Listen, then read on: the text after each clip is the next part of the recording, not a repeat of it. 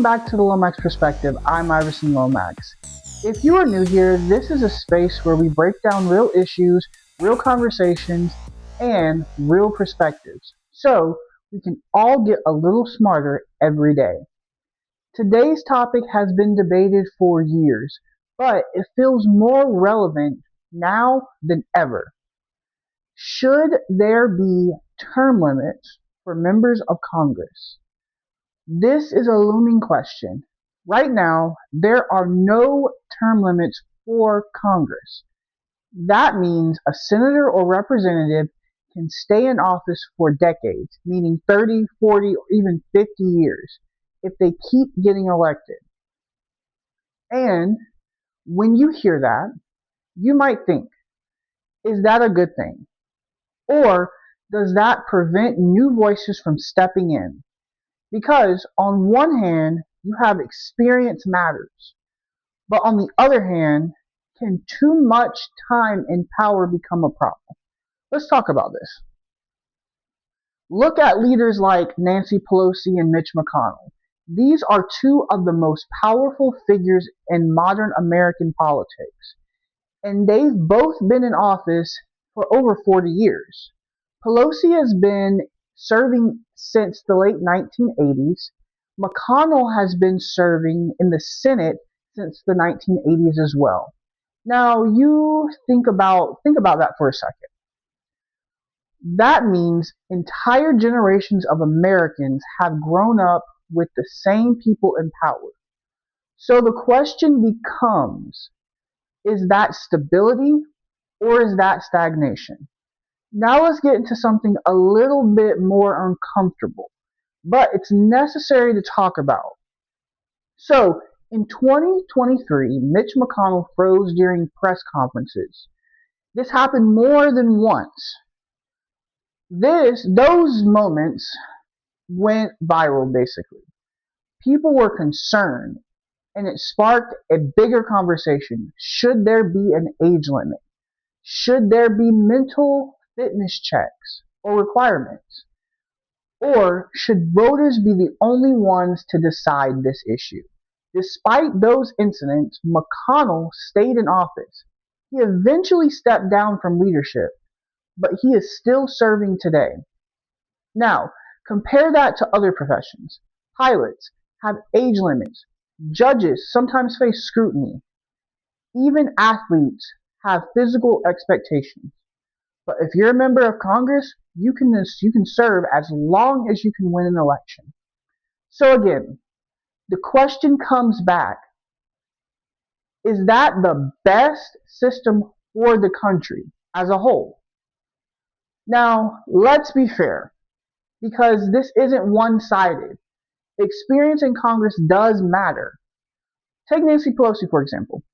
During her time as Speaker, she helped pass a $1.9 trillion COVID relief bill signed by President Joe Biden, oversaw two impeachments of Donald Trump, and navigated some of the most divided political moments in recent history.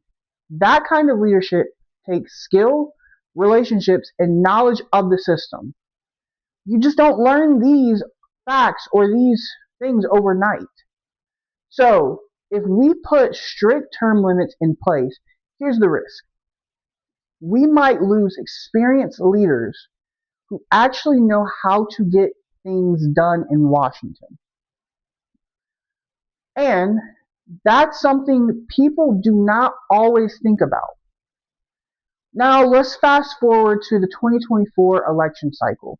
Nancy Pelosi was one of the voices calling for Joe Biden to step aside. And when he actually did, he endorsed his Vice President Kamala Harris. Pelosi pushed for an open primary during this point.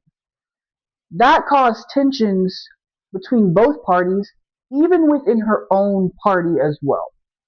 So naturally, people started to ask, if she's making these big moves, why isn't she being pushed out too? So the reality is, for these claims, she is being challenged. She was being challenged. There are people running against her actively.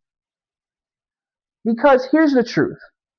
In America, voters ultimately decide the outcome. Even without term limits, elections are supposed to be the system of accountability.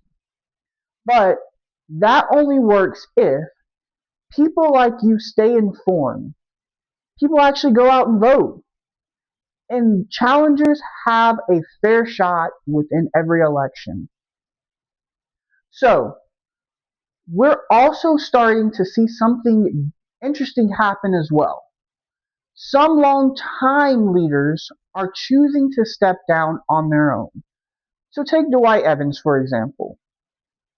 He announced he won't seek re-election in the 2026 midterm elections. That decision reflects something on a bigger scale. A recognition that it might be time for a new generation of leadership. Because younger leaders bring this to the table. New perspectives, different life experiences, and often a better understanding of current causes, of current issues. But at the same time, they might not be as experienced as they need to be to navigate Congress effectively. So again, we're back to the balance. So here's my perspective on term limits. This is my big perspective on what I think. I don't think that this is a yes or no, a simple yes or no issue. Term limits sound good when you write it down on paper, but they come with trade-offs. Because what we really need isn't just limits. We need to hold our officials, we need to hold our people in Congress accountable. We need to have more transparency. And leaders who know it's time when it's time to step up or step aside. Some members of Congress continue to serve at a high level for decades. Others may stay longer than they should. And that's where people come in, just like you. Because at the end of the day, the power is supposed to be with the voters. At the end of the day, that's where you draw the line. So maybe the real question isn't just should there be term limits for members of Congress. Maybe the question is, are we, as voters, holding our leaders accountable enough? Ask your question. Answer that question. Think about it. That's all I've got for you today.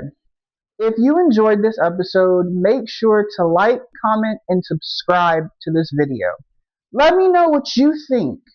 Should Congress have term limits? And as always, you can follow me on X and TikTok at the Lomax Perspective. And as always, let's get smarter every day.